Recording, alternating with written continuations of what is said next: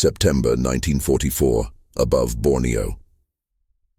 Major Richard Ira Bong eased his P-38 Lightning into a shallow dive, twin Allison engines purring with 3,000 combined horsepower. He scanned the sky below through his bulletproof windscreen. Japanese fighters were climbing desperately toward a formation of American B-24 Liberators, unaware that one of the deadliest fighter pilots in American history was already positioning himself above them. What the Japanese pilots didn't know was that the unassuming farm boy from Poplar, Wisconsin, now tracking them through his gun sight, had already destroyed dozens of enemy aircraft in aerial combat. By war's end, he would achieve 40 confirmed victories, making him the highest-scoring fighter ace in United States history, a record that stands unbroken 80 years later. This is the story of how a mild-mannered young man from northern Wisconsin became America's deadliest fighter pilot. How a pilot who struggled early in training transformed into a precision instrument of aerial warfare. And how the combination of natural talent, relentless training, and one of the most lethal fighter aircraft ever designed created a legend in the Pacific theater. The path to 40 victories began not with natural aggression or a warrior's instinct, but with something far more mundane, disciplinary problems and unauthorized aerobatics in California. Hamilton Field, California. Second Lieutenant Richard Bong, freshly graduated from Luke Field in Arizona with limited flight time, was still learning the P-38 Lightning when he made decisions that nearly ended his career before it began. Reports indicate he performed unauthorized low-altitude aerobatic displays over the San Francisco area that violated Army Air Force regulations. His commanding officer, General George Kenney, was not amused. The reprimand was immediate and severe. But Kenney, one of the most perceptive commanders in the Pacific Theater, saw something in the young pilot: exceptional aircraft control, spatial awareness, and reflexes that operated with remarkable speed. Instead of grounding Bong permanently, Kenney assigned him additional training and kept him under observation. What Kenney recognized was that Bong possessed qualities that separated good pilots from exceptional ones. Excellent depth perception, the ability to calculate deflection angles instinctively, and composure under stress. These were skills worth cultivating. By September 1942, Bong was assigned to the 9th Fighter Squadron, 49th Fighter Group, deploying to New Guinea as part of the 5th Air Force. He carried limited combat experience. The Japanese, by contrast, had been fighting continuously since 1937. Their pilots veterans of China, the Philippines, and brutal air battles across the Pacific. The odds on paper favored the enemy. December 1942. Above Buna, New Guinea. Bong's first combat missions. P-38s from the 9th Squadron climbed to intercept Japanese bombers escorted by Zero fighters. Lieutenant Bong, flying wing position, watched as enemy formations materialized against the clouds. Mitsubishi bombers protected by highly maneuverable A-6M Zeros. The P-38 Lightning was unlike anything the Japanese had encountered. Twin boom design, twin engines, tricycle landing gear, counter-rotating propellers that eliminated torque, 4 50 caliber machine guns, and a 20mm cannon mounted in the nose for devastating concentrated firepower. With top speeds exceeding 400 mph and a service ceiling above 40,000 ft, it could outrun and outclimb most Japanese aircraft. But maneuverability. The Zero could turn inside the P-38 at lower speeds. Japanese pilots, masters of low-speed dogfighting, could exploit this advantage ruthlessly. American pilots who tried to turn with Zeros often died quickly. Bong didn't try to turn. His early kills came when he learned to use the P-38's advantages: speed, altitude, and firepower. His nose-mounted weapons created a concentrated cone of destruction. When enemy aircraft were caught in this convergence zone, the results were often catastrophic. Bong's combat reports were characteristically understated, noting altitude, engagement conditions, and outcomes with minimal embellishment. What became clear during his early missions was his understanding of how to fight in the P-38. Don't turn. Don't try to dogfight. Use speed, altitude, and firepower. Position carefully. Fire precisely. Over the next 3 years, he would refine this philosophy into a system of remarkable efficiency. The P-38 Lightning, designed by Lockheed's legendary engineer, Clarence Kelly Johnson, was a revolutionary aircraft that required equally revolutionary tactics. Its twin Allison V-1710 engines delivered performance that seemed extraordinary to pilots accustomed to single-engine fighters. But the aircraft had quirks that killed inexperienced pilots. The counter-rotating propellers eliminated torque, but created unusual handling characteristics. The turbo superchargers were temperamental. Most dangerously, the P-38 suffered from compressibility in high-speed dives. Shock waves could form on the wings, causing control problems. Dozens of American pilots died learning these limitations. Bong mastered them. His tactical evolution happened rapidly. By early 1943, he had multiple confirmed victories and a growing reputation as an exceptional marksman. Other pilots fired long bursts, expending large amounts of ammunition. Bong fired short, precise bursts. His gun camera footage showed consistent patterns: patient stalking, careful positioning, brief firing pass, immediate disengagement. Major Thomas Lynch, Bong's squadron mate and fellow ace, described Bong's technique as patient and precise. Bong would position himself carefully, sometimes maneuvering extensively for advantage, then close to effective range and fire-controlled bursts. His ammunition efficiency was notably superior to average pilot performance. The key to Bong's success was deflection shooting, the ability to calculate where a moving target would be when bullets arrived, not where it was when fired. Most pilots struggled with these calculations. Bong's ability to make these adjustments instinctively, moving controls smoothly and effectively, set him apart. July 1943, above Lae, New Guinea. Bong's victory count continued climbing. A formation of Japanese bombers escorted by Zeros attempted to attack Allied positions. American fighters climbed to intercept. The engagement demonstrated Bong's evolving tactical sophistication. Instead of diving immediately, he positioned his flight with altitude advantage.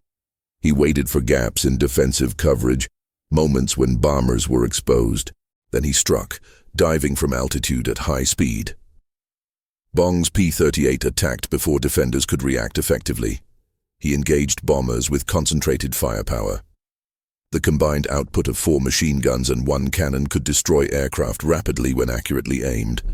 Bong's approach emphasized converting altitude into speed, making high-speed attack passes, then climbing back to altitude for another engagement. Japanese fighters with superior maneuverability at lower speeds often couldn't intercept the faster P-38s using these tactics. Multiple kills in single missions became increasingly common. Ammunition expenditure per kill remained notably low compared to average pilot performance. American formations using these tactics often achieved favorable results with minimal losses.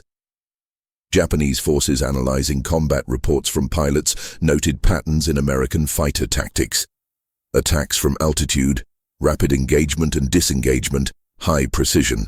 Reports identified specific aircraft by markings including Bong's P-38, marked with Marge after his girlfriend back in Wisconsin. By November 1943, Bong had 21 confirmed victories, making him one of America's top aces. General Kenny personally decorated Bong with the Distinguished Service Cross and sent him back to the United States for a war bond tour. The American public embraced the young pilot, who had become highly successful against Japanese forces, but Bong requested return to combat. By March 1944, he was back in New Guinea flying an upgraded P-38J with improved engines, better cockpit heating, and hydraulically boosted ailerons that improved high-speed maneuverability. The Japanese air forces, struggling to replace losses from years of attrition warfare, now fielded many pilots with limited training. American pilots like Bong had extensive flight time and thorough gunnery training. The experience gap had become significant. April 1944, above Hollandia, New Guinea. Bong leading flights on bomber escort. Intelligence reported numerous Japanese fighters attempting to intercept American strike packages. Bong's tactical approaches continued evolving. He would position formations advantageously, maintain altitude superiority when possible, and time attacks to exploit enemy vulnerabilities. Engagements often resulted in favorable kill ratios. Bong personally continued adding to his victory total while leading effective defensive operations for bomber formations. His technique emphasized several principles: maintain energy advantage through altitude, use speed for engagement and disengagement, exploit P-38 firepower concentration, avoid turning fights that negated American advantages. Head-on attacks required nerve and precise timing. Engagement windows were brief. Most pilots broke off early. Bong's willingness to maintain attack runs gave him consistent advantages. When Japanese fighters attempted diving escapes, Bong would pursue, his P-38 capable of maintaining high speeds in dives that many enemy aircraft couldn't match safely. His ammunition efficiency remained exceptional. While specific round counts vary in records, his confirmed kills per sortie ratio and ammunition usage patterns were significantly better than average pilot performance. By June 1944, Bong's victory total stood at 28, surpassing Eddie Rickenbacker's World War I record of 26 and making him America's highest-scoring ace. General Kenny initially prohibited Bong from routine combat missions, declaring him too valuable to risk. Bong, frustrated, advocated for return to operations. Kenny relented with restrictions. Bong could fly, but primarily as flight leader on high-priority missions with experienced pilots providing coverage. The general was attempting to protect his most successful ace. The restrictions didn't significantly slow Bong's kill rate. Flying priority missions often meant facing capable enemy pilots and defeating them. October 1944, above Balikpapan, Borneo, large-scale Japanese counterattack against American bombers striking oil refineries. Bong leading P-38s climbed to intercept. Bong's tactical approach emphasized positioning formations with sun advantage and altitude superiority, then timing attacks when enemy fighters were focused on bomber targets. Initial attacks were often highly effective, with multiple enemy aircraft destroyed rapidly. But increasingly, Japanese forces employed coordinated responses. During one engagement, Bong's aircraft sustained combat damage, including engine hits. Most pilots would have disengaged immediately. Bong feathered the damaged engine, activated fire suppression, and continued engaging on single-engine power. The P-38, designed with redundancy, could fly and fight on one engine. Though performance degraded significantly despite damage, Bong continued the engagement and scored additional kills before returning to base on compromised systems. His damaged aircraft showed multiple hits. Ground crews assessed extensive damage. Despite predictions, the aircraft was combat ineffective. Repairs were completed, and Bong flew the repaired fighter successfully. By December 1944, Bong had 40 confirmed victories. General Kenny, under orders from General Douglas MacArthur, permanently grounded America's top ace. Bong was too valuable as a symbol and training asset to risk in further combat. Bong's final combat mission was December 17, 1944, a patrol that resulted in no enemy contact. He returned to the United States as America's highest-scoring fighter pilot, recipient of the Medal of Honor, and a national hero. But the statistics tell only part of the story. The real measure of Bong's impact wasn't just the 40 aircraft he destroyed. It was the bomber crews he protected, the ground troops who received air support from missions he flew, and the tactical innovations he pioneered that became standard doctrine for American fighter pilots throughout the Pacific. His gunnery techniques were incorporated into training manuals. His tactical approaches, using altitude advantage, attacking from favorable positions, Exploiting the P-38's strengths while avoiding its weaknesses became fundamental fighter doctrine. New pilots studied his gun camera footage and combat reports. Japanese pilots who survived the war and were later interviewed described encountering highly skilled American pilots who used altitude, speed, and concentrated firepower effectively. They acknowledged facing opponents whose precision and tactical discipline were extremely difficult to counter. Letters to his fiancée, Marge Vattendahl, reveal a thoughtful young man who understood the gravity of his role. In correspondence, Bong reflected that he was focused on doing his job effectively, protecting bomber formations and supporting ground operations. The P-38 Lightning deserves recognition as one of history's most successful fighter designs. Over 10,000 were produced during the war, serving in every theater. In the Pacific, with pilots who understood how to exploit its characteristics, the Lightning became highly effective. The twin-engine configuration provided redundancy that improved survivability. The tricycle landing gear improved ground handling. The nose-mounted weapons eliminated convergence issues affecting wing-mounted guns. The turbo superchargers delivered high-altitude performance that many Japanese fighters couldn't match. The concentrated firepower, 450 caliber machine guns combined with a 20mm cannon, created impressive destructive capability at effective ranges. When accurately aimed, this firepower could destroy aircraft rapidly. Bong, with his exceptional marksmanship and deflection shooting skills, achieved remarkably short engagement times. Technical analysis of gun camera footage by Army Air Force experts showed Bong's hit percentage was extraordinarily high compared to average fighter pilots. While exact percentages vary in different analyses, his accuracy was consistently noted as exceptional, far exceeding typical pilot performance.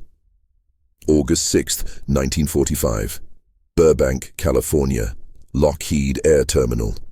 Major Richard Bong, recently married to Marge and assigned as a test pilot for Lockheed, was conducting acceptance flights on new P-80 Shooting Star jet fighters, America's first operational jet aircraft. The P-80 represented the future of aviation, a jet engine producing 4,000 lb of thrust, speeds exceeding 500 mph, cutting-edge technology that made piston fighters obsolete. Bong was transitioning from P-38s to jets, learning an entirely new flight regime. That afternoon, during a test flight, Bong's P-80 suffered catastrophic fuel pump failure shortly after takeoff. The engine failed at low altitude, leaving insufficient time or altitude for recovery. Bong attempted restart procedures without success. He attempted to reach the runway, but couldn't. In the final seconds, he attempted to bail out, but altitude was insufficient. The P-80 crashed. Major Richard Ira Bong, America's ace of aces, died instantly. He was 24 years old. The same day, an American B-29 bomber named Enola Gay dropped an atomic bomb on Hiroshima, Japan. The news of Bong's death received limited coverage beneath headlines announcing the atomic age. 80 years later, Richard Bong's record of 40 confirmed victories remains unbroken and likely will remain so permanently. Modern air combat, dominated by beyond visual range missiles and radar-guided weapons, will never again produce the close-range dogfighting that characterized World War II aerial combat. The young pilot who faced disciplinary issues early in his career became a legend by mastering fundamentals: patience, precision, and effective deflection shooting. He didn't rely on aggression or recklessness. He relied on calculated positioning and flawless execution. Every engagement reflected careful planning. Every kill resulted from proper positioning and accurate fire. At the Richard R. Bong Veterans Historical Center in Superior, Wisconsin, visitors can see his Medal of Honor, his flight logs documenting 200 combat missions, and displays honoring his service. A restored P-38 with Marge nose art represents his wartime aircraft. General George Kenney, who recognized Bong's potential and supported his development, later wrote that Bong was the most effective fighter pilot he observed. Kenny noted that Bong's approach emphasized precision and technique rather than aggression, making effectiveness look effortless through consistent application of sound tactical principles. The battlefields where Bong earned his 40 victories are now peaceful. The wrecks of Japanese fighters have long since deteriorated into tropical soil. But the record remains: the young man from Wisconsin who became America's deadliest fighter pilot. The ace of aces who turned precision and discipline into highly effective combat performance. The pilot who proved that in aerial combat, superior technique and consistent execution produce exceptional results. 40 confirmed victories, survival through 200 combat missions, complete success in air-to-air engagements. The numbers tell the story. The record speaks for itself. And nearly 8 decades later, no American pilot has surpassed what Richard Ira Bong accomplished during Pacific combat. Exceptional precision in aerial warfare, delivered through careful positioning and accurate fire from the most successful American fighter ace in history.